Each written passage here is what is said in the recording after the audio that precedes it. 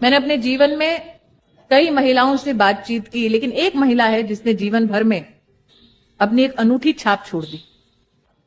आज से लगभग 16 साल पहले मैं उससे मिली थी और ऐसे ही कार्यक्रम में जैसे मेरा परिचय दिया जा रहा था, मैंने उनसे कहा कि आपका परिचय मैं कैसे दूं। उन्होंने कहा कि आप जाकर पूरे समाज के सामने मेरा परिचय देते हुए कहिए कि मैं वो मां हूं जिसने अपनी बेटी को मारने का प्रयास किया लेकिन फेल हो गई। मैंने कहा कोई भी मां अपना ऐसा परिचय नहीं देती। उसने कहा स्मृति जी, मेरे पति ने कहा था, पंजाब से थी वो महिला, उसने कहा कि अगर तीसरी बेटी होगी तो घर लौटना मत अस्पताल से। और बेटी के जन्म के बाद मेरा चेहरा देखने कोई नहीं आया। तीसरे दिन मेरा भाई लौटकर मुझसे कहने लगा कि जीजा जी से बात हो गई है, बेटी का इंतजाम कर दो तो घर पर 2 बेटियों के साथ रह सकती है।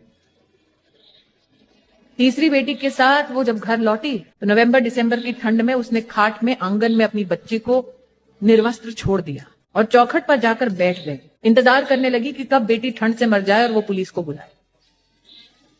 और चौखट पर बैठे बैठे उसकी आंख लग गई। भोर हुई तो उसने जाकर डरते डरते पलंग की ओर देखा।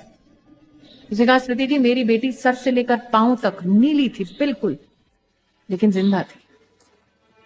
और उस दिन मैंने ठान लिया कि अगर मेरी बेटी पूरी रात मौत से लड़ सकती है तो क्या मैं अपने पति से नहीं लड़ सकती।